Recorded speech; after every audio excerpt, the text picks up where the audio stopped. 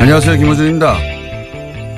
서울중앙지검이 최순실, 박근혜, 전두환 등 권력형 비리의 미납 추징을 전담하는 범죄수익 환수부를 어제부터 가동했습니다. 임시부서가 아니라 아예 상설부서로 국세청, 관세청 등 유관부서와 협력하고 국제적으로 형사사법 공조도 강화한다고 합니다. 듣던 중 반가운 소식입니다. 권력형 비리로 부를 축적한 자들에 대한 단죄는 그들이 축제한 자산을 끝까지 추적해 전액 국고로 환수해야지 제대로 마무리가 되는 거죠. 우린 나라를 통째로 넘긴 친일파의 재산 환수조차 제대로 해내지 못했습니다. 그 덕에 친일파의 후손들은 명문학원 설립하고 유학을 가고 또다시 엘리트가 되어 부의 대물림을 하는 동안 독립운동가 후손들은 경제적 어려움으로 고졸 이하가 66%에 이르죠. 이게 말이 됩니까? 이런 역사를 이제는 끝내야 합니다. 반드시 정부 차원에서 나서서 국내는 물론 그들이 해외로 빼돌린 자산들 마지막 한 푼까지 아무리 오랜 시간이 걸려도 전부 환수해야죠. 그렇게 못하는 나라는 나라도 아닌 겁니다. 범죄 수익 환수부의 권투랩입니다. 김호준의 박수였습니다.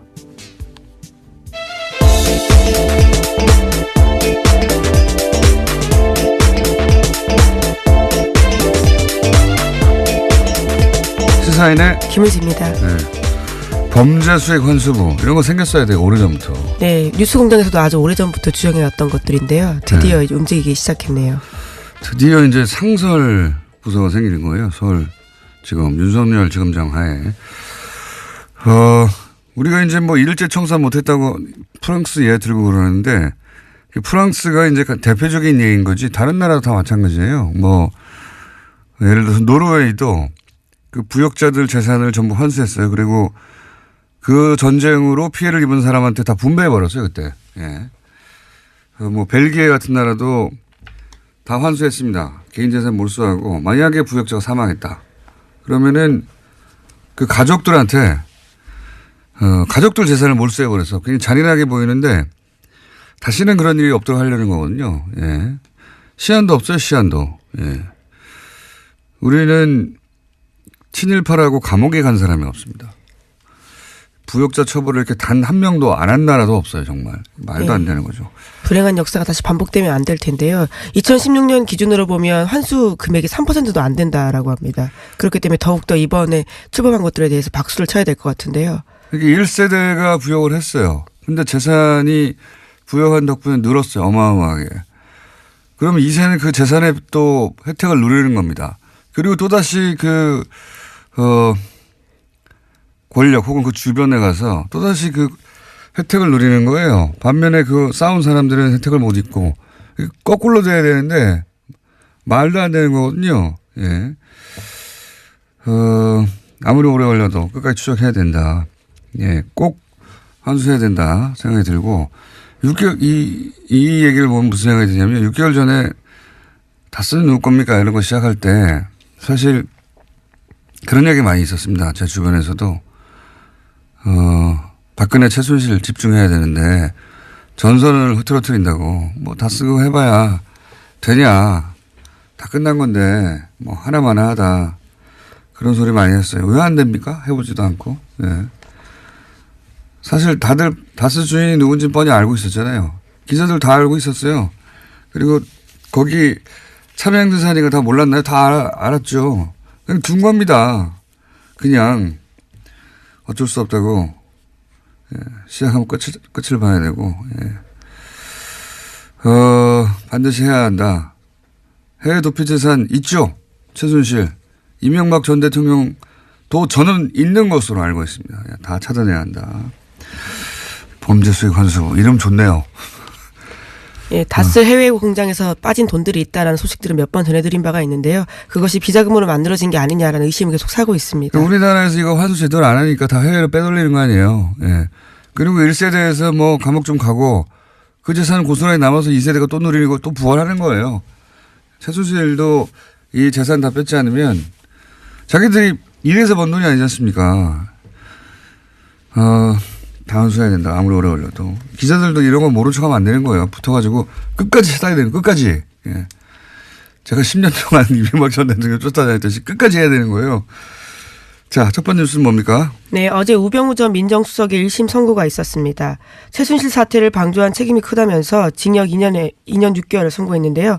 재판부는 최순실 씨의 국정농단을 알면서도 민정수석으로서 어떤 조치도 취하지 않았다라고 밝혔습니다. 또 최순실을 모른다라고 했던 우 전 수석의 주장도 거짓이라고 판단했습니다. 뉴스가 문제가 아니라 김은지 기자가 지금 감기가 들어가지고 보니까. 예, 빨리 하도록 하겠습니다. 홍백맹이의 발음도 뭉개지고 큰일 났어요. 제 발음을 보완해 줘야 되는데 비슷한 발음이 됐습니다. 자. 예, 방심하다가 감기 걸렸는데 다들 좀 조심하십시오. 우병우 전 수석은 최순실을 모른다고까지 부인했죠. 예. 네, 그래서 재판부가 반성하는 태도가 전혀 없다라면서 이에 대해서도 비판을 했습니다. 어떻게 모를 수가 있습니까? 이건 말도 안 되는 거고 재판부도 그 부분에 대해서 반성 안 한다고 그런 거예요. 어떻게 모를 수 있냐고. 알면서도 사실은 방관, 소극적인 거거든요. 그게 아니죠. 적극적으로 협조했죠. 예.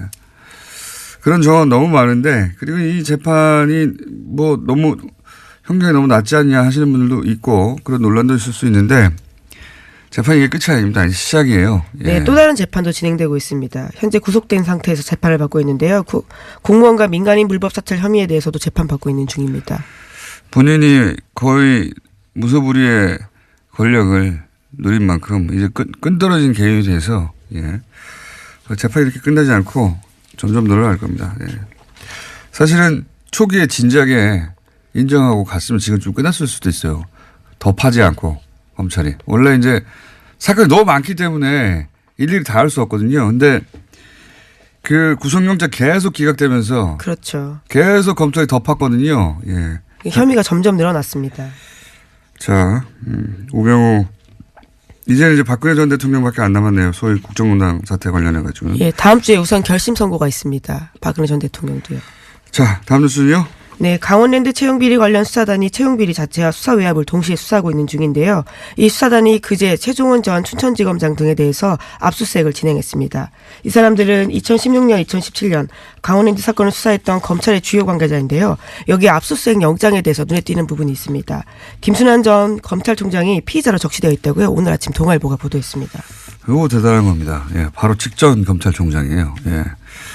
검찰이 바로 직전 검찰총장을 피의자로 적시해서 압수수색 영장을 청구했다는 건 수사 의지가 지금 보통이 아니라는 거거든요. 예. 이게 이제 잘못 수사하면 큰일 난다.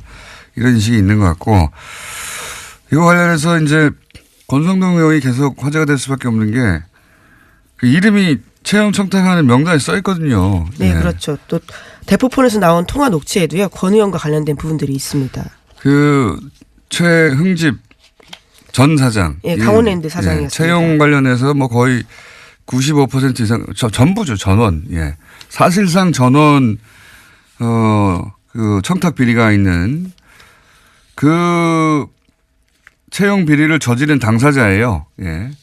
그 당사자인데 이분의 대포폰에서 그 통화 기록이 나옵니다. 권성동 의원과. 그리고 거기에 남아있던 그 녹취가 아니라 통화 음성 파일이죠. 예, 그렇죠. 그걸 왜 저장했는지 모르겠는데 음성 파일에서 뭐 권성동 의원과 이야기를 해봤냐 또는 뭐 고음장을 통해서 뭘 막아라 이런 수사 외압에 대한 정황이 나와요. 거기 이름도 나오고 통화 기록도 나오죠.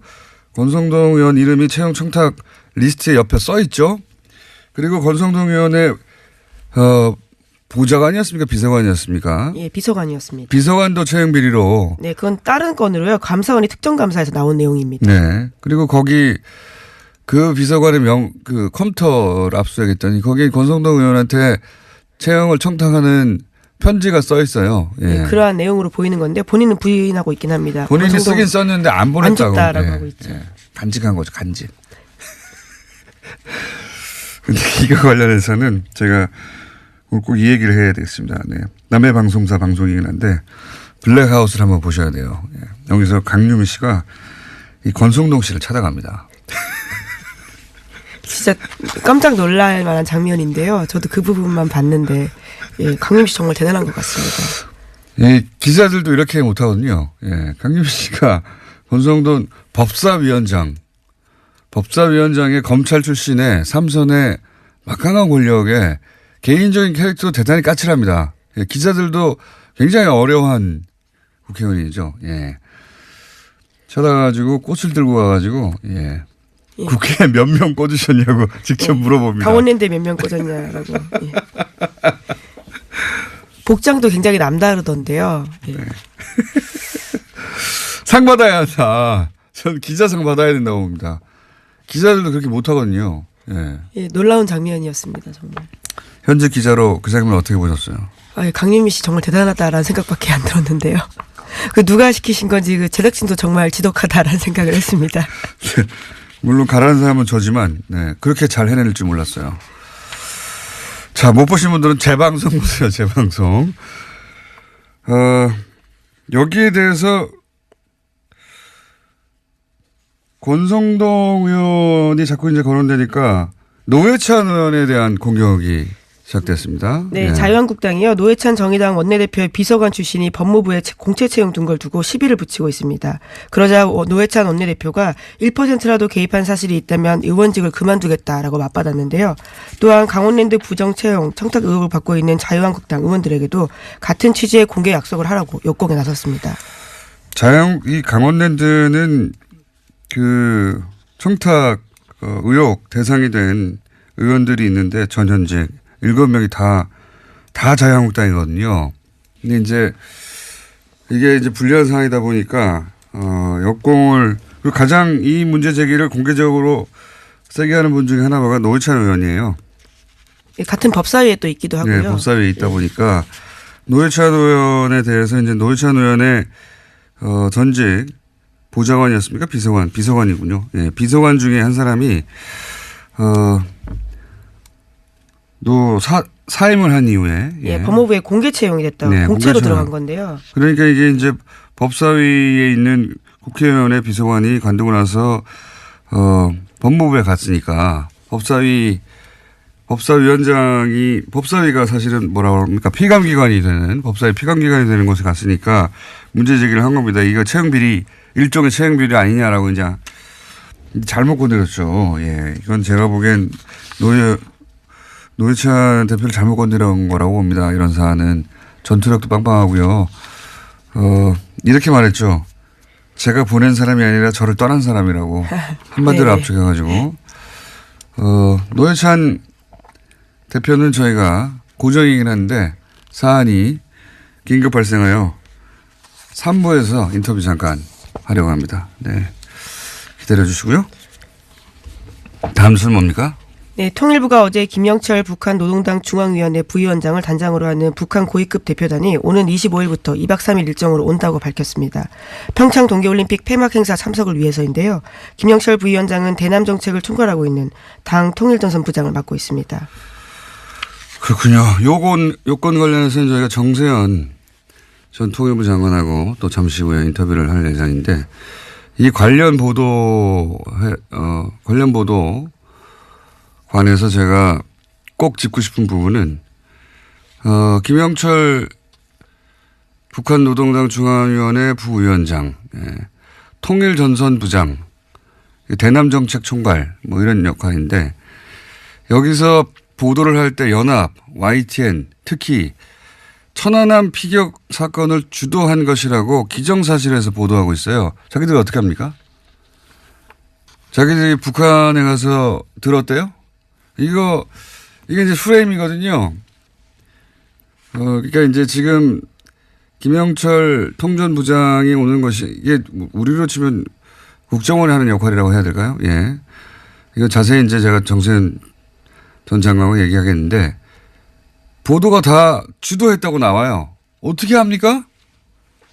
그걸 제가 그게 궁금합니다. 어떻게 하는지. 요걸로 이제 아마도, 천안함을 피격한 사람이 맞는데, 이걸로 이제 그 회담을 한다고 공격하려고 하는 것 같아요. 보수 진영에서. 네, 현재 자유한국당이 그런 스탠스를 취하고 있습니다. 자유한국당은 그렇게 공세를 취할 수 있는데, 연합하고 YTN은 특히 계속 보도 이렇게 하던데, 주도한지 어떻게 하냐고요, 당신들이. 기사를 그냥 주도했다고 계속 쓰던데. 자, 이거 큰 문제입니다. 기정사실화 하는 거거든요. 보도를 할 때.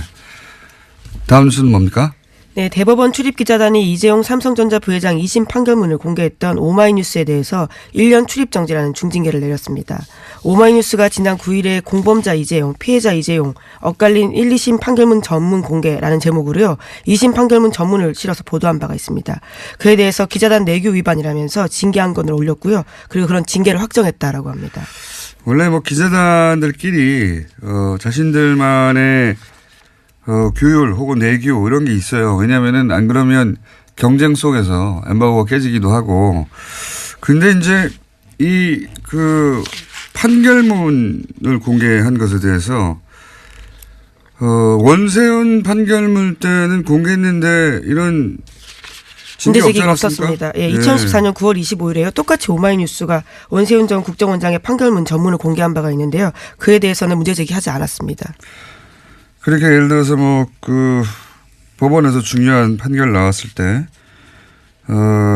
이게 이제 너무 빨리 공개되거나 전문을 공개해버리면 이제 법원에서 협조를 받을 수 없다. 예, 그런 취지의 주장들을 하고 있는 건데요. 그런 건데 기자단 쪽에서. 지금 1년 동안 출입을 못하게 해버린 거잖아요. 이거는 아무리 봐도 과한데 이건 저희가 직접 입장 한번 들어보겠습니다. 예, 오마이뉴스 측의 입장도 한번 들어보고 출입기자단의 입장도 누가 인터뷰에 응할지 모르겠는데 삼성이라서 너무 과하게 때린 게 아닌가 하는 문제 제기가 있을 수 있습니다. 자, 다음 뉴스는요. 네, 트럼프 관련된 소식도 전해드리겠는데요. 도널드 트럼프 미국 대통령이 지난 14일에 플로리다주에서 있었던 총격 사건에 대해서 놀라운 제안을 했습니다. 그에 대한 대책으로 교사의 무장을 제안한 건데요. 훈련받은 교사가 총을 휴대하는 방안을 검토하겠다라고 이야기했습니다. 예, 또 특수훈련을 받은 교사가 총기를 소지한다면 누구도 총을 가질 수 있지 않은 상황을 피할 수 있다라는 식의 주장도 했습니다. 그러니까 트럼프의 주장은 전 국민이 다 총을 가지면 맞서 싸우라는 총기 거죠. 사고가 안 난다는 주장이 정신 상태를 점검해야 돼요. 진짜 이게 말이 됩니까? 이렇게 된다는 얘기는 보안관이 교사가 돼야 된다는 거예요. 전부 다. 예, 심지어 피해자 학생과 부모 앞에서 이런 식의 이야기를 했습니다. 야, 그러면서 총선 학생이 아픈 사람 정신건강이 문제라고 그러는데 본인 정신건강을 점검해야지 어떻게 학생들 문제 제기한 거 이거거든요. 어떻게 고등학생이 기관총을 살 수 있냐. 네. 반자동 소총을 살 수 있냐. 말이 반자동 소총이지 자동으로 쏘는 거거든요. 네, 그 전쟁 무기라는 전쟁 주장을 하고 있습니다. 예. 전쟁 무기죠. 제가 말씀드렸잖아요. 슈퍼감 살 수 있다고. 신분증을 확실하면. 그러면은 그렇게 팔 수 없게 만들어야 된다. 이게 정상적인 반응이잖아요. 그게 아니고 선생님들이 이제 총을 들고 다니면 된다. 이게 어떻게 이게 말이나 되는 소리입니까? 예, 심지어 그 자리에 있었던 학생들이 호주의 예를 들면서요. 호주 같은 경우에는 판매 금지에서 굉장히 의미가 있게 됐다. 총격 사건 제로였다라고 이야기했는데요. 제안을 다르게 한 겁니다. 호주에서도 한 20여 년 전에 이런 이제 학생들이 이제 이 반자동 소총 들고 와가지고 비싼 사건이 있었어요. 즉각 금지했죠. 그래서 총기 판매를. 그래서 없어져 버렸어요. 네, 학교 내에서 이런 총기 사고가. 근데 미국은 학교 내 총기 사고가 이게 한 번이 아니거든요. 근데 그 대통령 거기다 대고 이제 교사가 총을 소지하면 된다고. 네, 그래서 지금 미국의 10대들은요. 미 넥스트 운동을 벌이고 있습니다. 해시태그를 해서 다음은 내가 될 수도 있다라는 이야기를 하고 있는 거죠. 제정신이 이건 제정신이 아니라고 해줘야 돼요. 그냥. 어떻게 이럴 수가 있습니까? 대통령이 할 수 있는 말이 아니죠. 그래서 선생님들이 총을 빨리 사서 그 학생을 제압했으면은 금방 끝났을 텐데 이렇게 말했다는 거 아닙니까? 이게 제정신입니까? 이거 제정신이 아니에요. 그냥 누구도 생각해낼 수 없는 논리예요. 근데 대통령이 피해 학생 앞에서 이렇게 그렇죠. 얘기한다는 게 그것도 불러가지고 정말. 위례와 제안을 하는 자리에서 네. 나름의 제안을 한다고 이런 이야기를 한 겁니다. 야, 백악관에서 불러가지고 피해자 학생들하고 학부모도 불렀죠, 어째. 예. 정말 말도 안 되는 사람입니다. 말도 안 되는 사람. 자, 여기까지 하겠습니다. 시사인의 김은지였습니다. 감사합니다.